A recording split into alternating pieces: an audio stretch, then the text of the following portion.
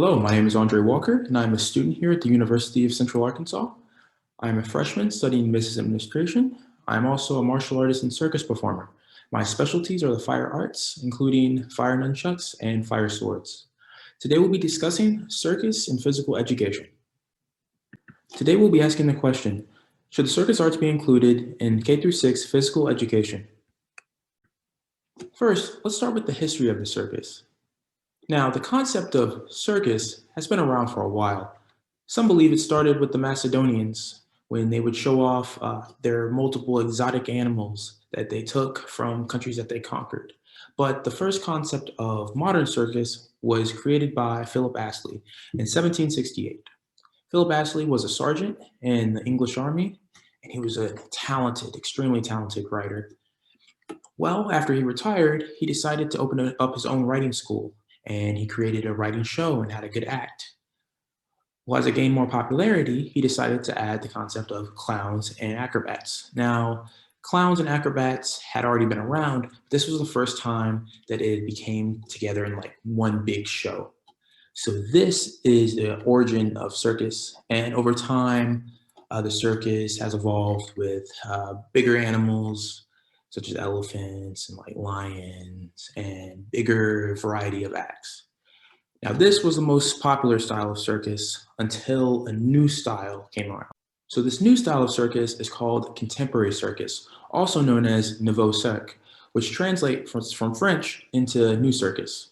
So this was created in the late 20th century, sometime around maybe like the late 60s or the 70s. So the most prominent example of this is Cirque du Soleil. So what makes contemporary cirque different than modern circus is that it's story driven. So all the acts are kind of pushing like towards like a narrative or a theme. But the most important thing about contemporary circus is that it's all human centered. So there are no animals in the act. Actually, with the founding of Cirque du Soleil, one of the founding principles was that there will be no animals, and it emphasized pushing what the human body can do and what the human mind can create. Prominent examples of the contemporary circus include not only Cirque du Soleil, but Circus, uh, Harmony Circus, and No Fit State Circus. So now that we've gone over a brief history of the circus arts, let's discuss what are circus arts in a physical education context. Now, throughout this presentation, I will be citing multiple studies, and these multiple studies will use a combination of any of these skills and categories. So our first skill is juggling. So this can include traditional ball juggling, along with handkerchiefs or scarf juggling. In the bottom corner, you see that apparatus that the girl is using. It's called a Chinese yo-yo or a Diablo. This is also a style of juggling. We also have balancing, like that apparatus that the young man in the middle is standing on. Another example of balancing would be stilts or plate spinning. Another category is aerials. You can see that in the top right. So those style of aerials are called silks. There's a variation with the hoop called lyra. And in the back, you can see a static trapeze. And then in the bottom left, you see the young man in the horse costume. This would be a style of clowning. Clowning, especially with contemporary cirque, has evolved into a different art form rather than just being pale face, red nose. It's more of a style of entertaining, very similar to theater and acting. And also basic acrobatics. So these are the circus arts that I mean when I say circus arts. And these will be the fundamental basics of these circus arts. Now we've defined the circus arts, let's discuss the physical benefits. First, we'll talk about motor competence. Now, motor competence is the ability and the confidence to execute fine motor skills. So I'll cite this study. It was done with over 200 students at grades 4 and 5.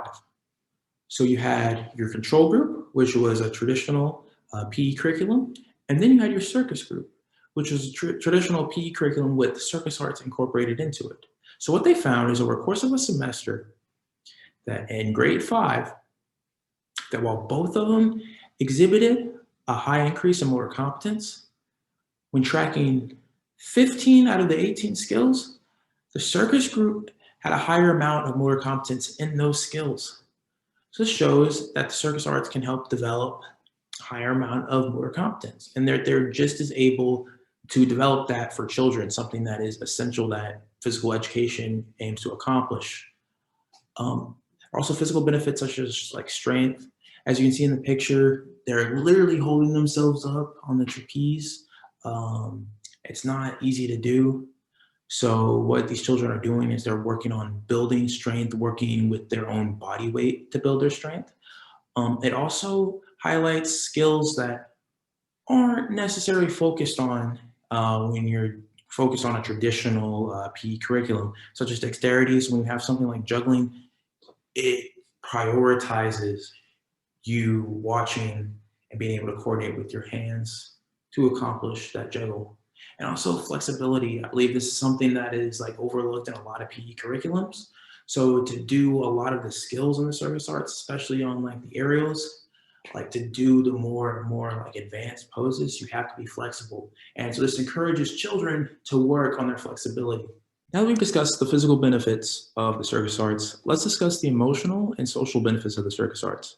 The first point I want to highlight is conflict resolution. Working together to put together a performance of the sorts, this is something that pops up and it's a skill that kids are able to learn and practice. Um, Something I want to highlight is the picture to the right. So this was taken at a Syrian circus school. So this specific school is located 30 minutes away from the Syria-Turkey border. Over there, they're having a war conflict. And so this school is specifically for youth refugees of this conflict. So what it does is it gives them a place to where they can, be children and not have to necessarily run around like the refugee camp. But one thing about their curriculum that I want to highlight is that it emphasizes learning from people from different backgrounds as they work together to accomplish the goal, as these kids learn from one another in hopes that they take these principles when they're adults, as they are the future and to help in the conflict going on. So conflict resolution, this is just something that is essential when working with the circus arts together. Another thing is children, they need to take risk. It's important that we don't over shelter our kids. And what the circus arts does is it allows kids to take risk in a safe environment. It also allows them to work on trust. So when I'm on the static trapeze right here and I got to do a flip over it, I got to trust that Robert's going to spot me. Robert's supposed to be back here making sure I don't fall and, break my neck and everything. So once I learn that skill and I get over that fear, I now have better trust in my body and my capability of movement. And I'm also learning to trust and rely on other people. Are all essential skills when developing as a child. Before we further discuss the emotional and social benefits of the circus arts, I would like to talk about Dr. Reginald Bolton. He was a clown, a director, and he dedicated his life to the Circus Arts Academia and the developmental circus for youth. And so one of the things he highlights is that when our children are able to show off appropriately, they're applauded, and this helps gain like confidence and more self-esteem. Something that's important is in like traditional sports, you perform in front of an audience. With circus arts, you're performing for an audience. So this is very subtle, but it leads to a surge of confidence and like a realization of talent. Um, he also talks about how the circus arts allow for creativity. He describes juggling as being infinitely complex. As every day we discover more and more different juggling patterns. So what this is it's physical education, but kids are able to add their own expression to it.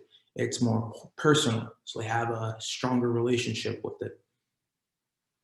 It also exposes kids to like different outlets as well. And they might not enjoy traditional sports.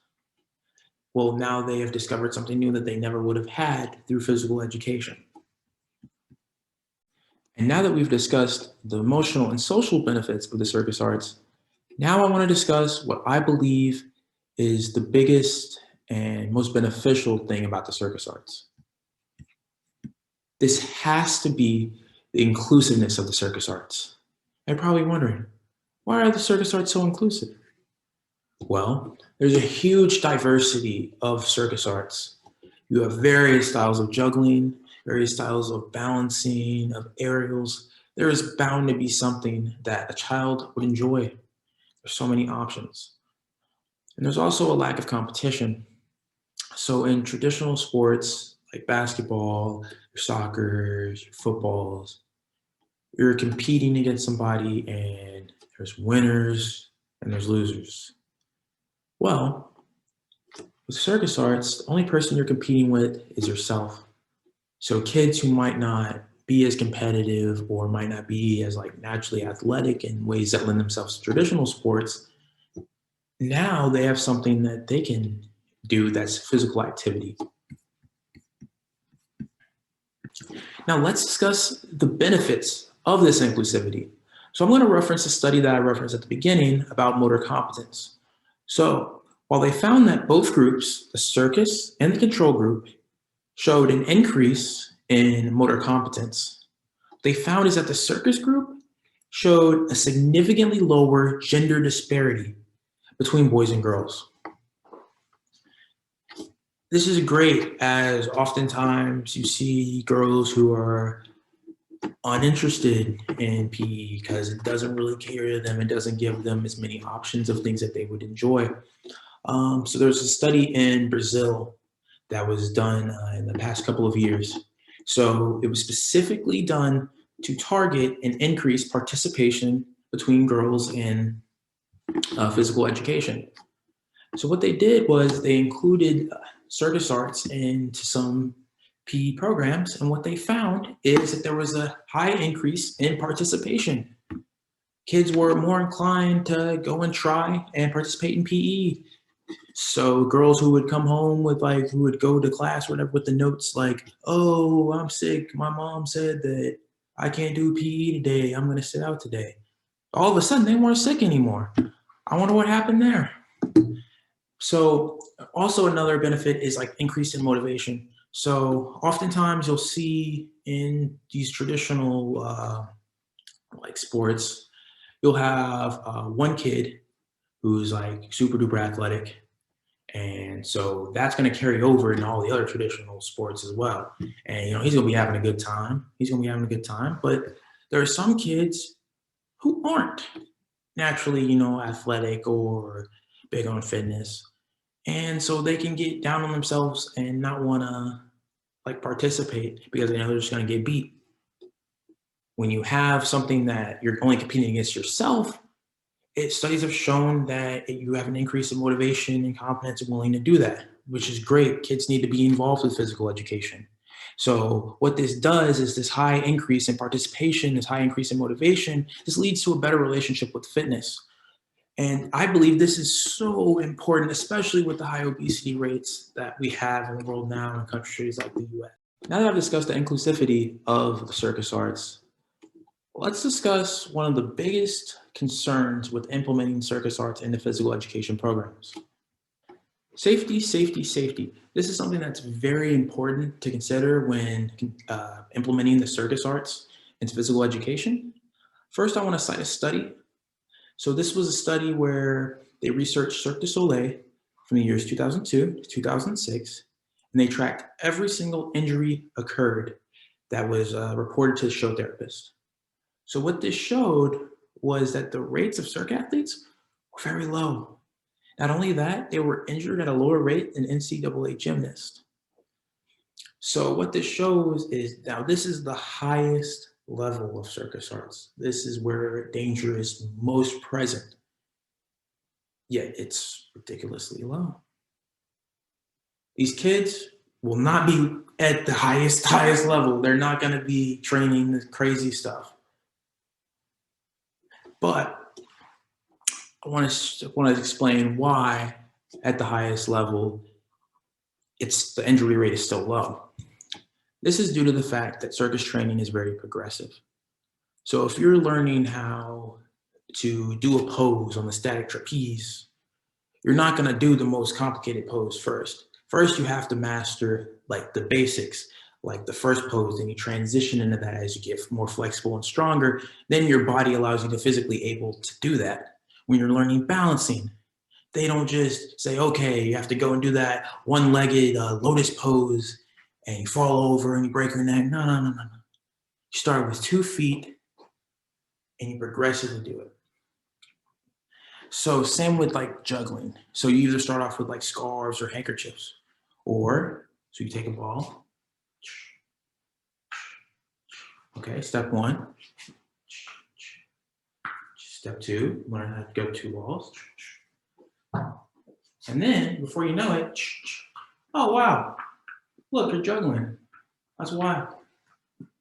But yeah, so that's like a visual representation of how circus training works. First, you physically have to have the fundamentals before you can even think to do more and more complex things, so your body is naturally prepared for you to do so. And so here we are, back to our research question. Should circus arts be included in the K through 12 physical education? And my answer to this is absolutely. Of course they should be. We discussed the physical benefits, such as increases in motor competence, the focus on skills such as dexterity and flexibility. We also discussed the emotional and social benefits, such as conflict resolution, learning to trust yourself and others, and being able to take risk in safe environments.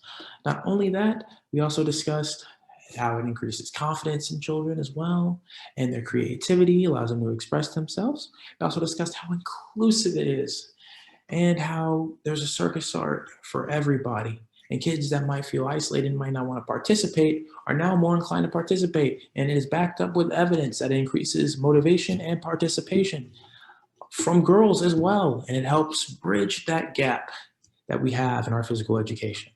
So yes, I absolutely do think circus art should be included in physical education. I believe that it can help supplement our physical education. Thank you for listening to my presentation. Here are my references. I highly recommend you check each one of them out. They're very interesting reads. I had a lot of fun researching this presentation. Again, I want to say thank you for viewing my presentation.